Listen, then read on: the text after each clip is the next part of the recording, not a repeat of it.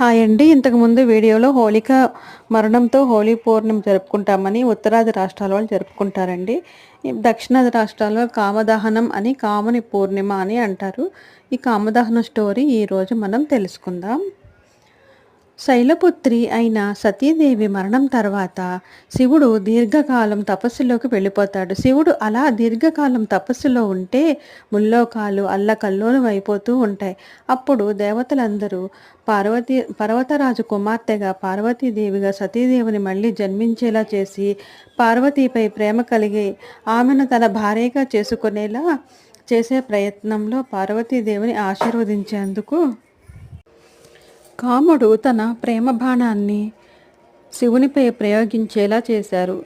తన తపస్సుకు భంగం కలిగించినందుకు జరిగినదంతా శివుడు తన మనోనేత్రం ద్వారా తెలుసుకుని మూడవ కన్నును తెరిచి కాముడిని భస్మం చేశాడు. కామదేవుడు తన శరీర త్యాగం చేసి ముల్లోకాలకు శివుని పాలన తిరిగి అందించినందుకు గుర్తుగా కామదహన ప్రక్రియ జరుపుతారు.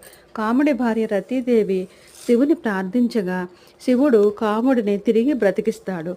అటు తర్వాత పార్వతిని వివాహం చేసుకొని స్కందుడికి జన్మనిస్తారు. స్కందుడి ద్వారా తారకాసురుడి సంహారం